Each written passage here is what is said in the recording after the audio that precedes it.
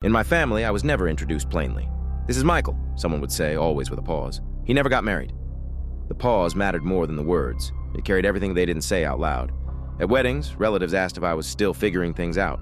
At holidays, someone joked that I must enjoy coming home to an empty house. At dinners, the conversation always drifted toward children, anniversaries, futures I was apparently late to. I learned to keep my answers short. Smile, nod, change the subject. My father learned something else.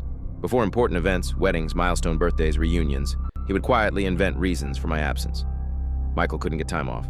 He's under the weather. He had other commitments. I never argued with him about it. We both knew why he did it. He didn't want to stand there fielding questions about me. Didn't want to explain why his only son had failed to meet an expectation everyone else seemed to manage effortlessly.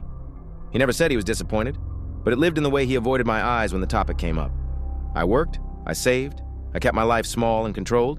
No one ever asked why I chose it that way. They assumed it was what was left over. Then everything collapsed. My cousin David's business imploded, leaving debts no one could untangle. My sister Emily's husband ended up in the hospital, and the insurance ran out long before the bills did. My parents burned through their savings trying to keep everything afloat. Family confidence evaporated, laughter disappeared, phone calls stopped being casual, and then quietly they started calling me.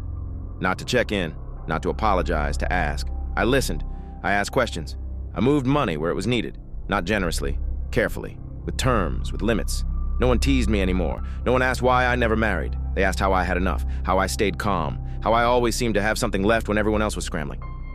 At the next family gathering, my father didn't make excuses for me. He didn't brag either. He just stood beside me and said, "This is Michael." No explanation followed. Later that night, when the house was quiet, he said something he'd never said before. "I didn't think you were building anything," he admitted. "I was wrong." It wasn't an apology. It wasn't pride. It was acknowledgement. I understood something then. Some people build lives that look full. Others build lives that hold when things break.